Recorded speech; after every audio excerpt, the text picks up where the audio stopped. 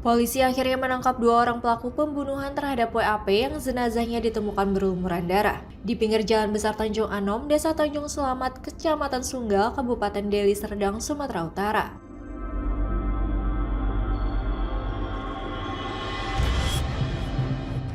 Kedua pelaku yang merupakan ayah dan anak, yakni Tua Panjaitan dan Hendra Panjaitan, ditangkap di rumah mereka beberapa jam setelah penemuan mayat korban.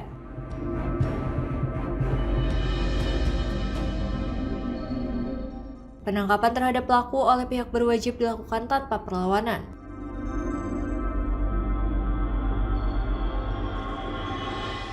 Menurut keterangan polisi, peristiwa ini berawal dari dugaan pencurian telepon genggam milik seorang bernama Reza oleh Hendra Panjaitan.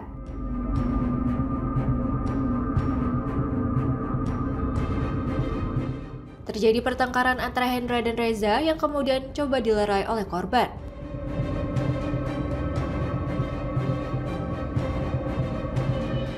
Namun, Tua Panjaitan yang mengira anaknya dikeroyok datang dengan membawa obeng lalu menikam leher korban bagian kiri.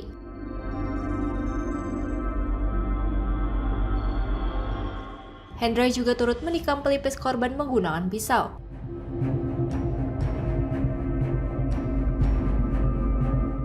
Setelah korban tersungkur dan bersimbah darah, kedua pelaku melarikan diri ke rumah.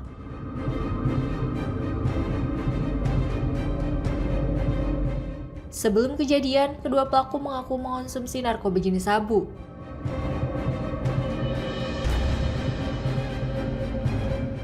Hal ini diperkuat dengan hasil tes urin yang menunjukkan keduanya positif mengandung narkoba.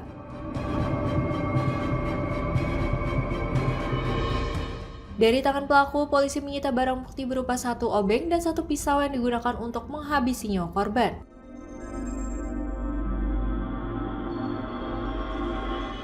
Kapolrestabes Medan, Kombes Pol Gideon Arif Setiawan mengatakan kedua tersangka sudah merencanakan pembunuhan tersebut dengan membawa senjata tajam dari rumah mereka.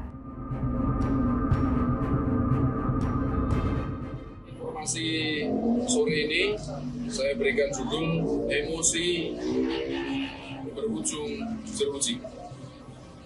Tetapi peristiwa ini berasal atau berawal dari konflik antar anak tersangka utama ya. Persamahan yang punya persoalan dengan pribadi dengan korban maupun atas nama teman korban yaitu R atau Riza.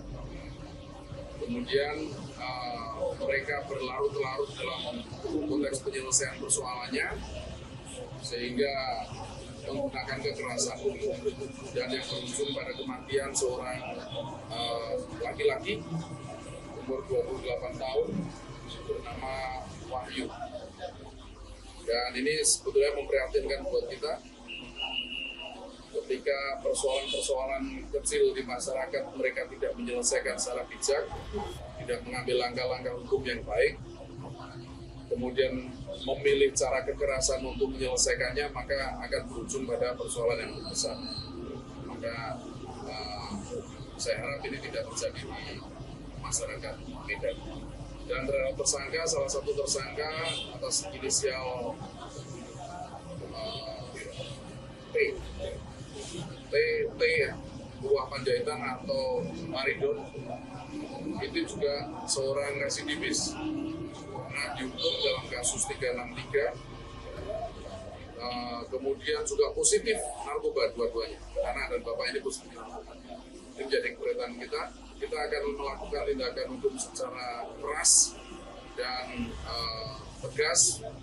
Konstruksi pasalnya juga 340 subsidiar 338. Artinya kita melihat ada perencanaan, ada barang yang dibawa yang bisa menyebabkan hilangnya nyawa. Kedua pelaku dijerat pasal 340 KUHP tentang pembunuhan berencana, subsidiar pasal 338 KUHP tentang pembunuhan dengan ancaman hukuman mati atau penjara seumur hidup.